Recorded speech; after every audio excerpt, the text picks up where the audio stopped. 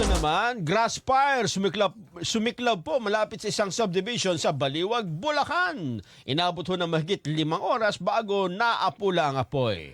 Nori Fidel sa balita. Umabot ng mahigit 5 oras bago tuloy ang naapula ang apoy ng sumiklab ang isang damuhan na tinatayang mahigit 1 ektarya ang lawak malapit sa isang subdivision sa lungsod ng Baliwag. Bandang alas 10 ng umaga nang makatanggap ng tawag ang Baliwag City Fire Station na may nagaganap na sunog malapit sa isang supermarket at subdivision, kaya agad nila itong nirespondihan. Malawak po yung sunog eh. Actually, marami po kaming mga fire volunteers po ang rumisponde na dito po sa Baliwag City Fire Station po.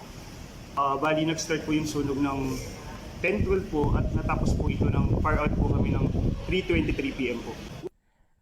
Bagamat mabilis na kumalat ang apoy dahil sa matinding init, ay mapalad na hindi nadamay ang mga residente ng nasabing subdivision dahil sa maagap na pagresponde ng Baliwag VFP, katuwang ang mga fire volunteers ng nasabing lungsod.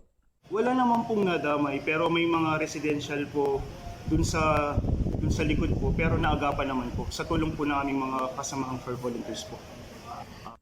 Inaalam pa kung ano ang naging sanhi ng nasabing sunog, kasabay ang paalala ng mga otoridad sa ating mga kababayan.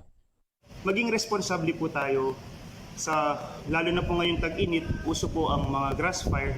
So ipinagbabawal po sa ating batas under Section 48 po ng Republic Act 9003 o yung Ecological Solid Waste Management po ang pagsusunog po. So may karampatang parusa po kapag nagkakaroon po tayo ng open flame burning po. Mula sa Bulacan, kasama si Joms Manaog, Nori Fidel, para sa 100% balita.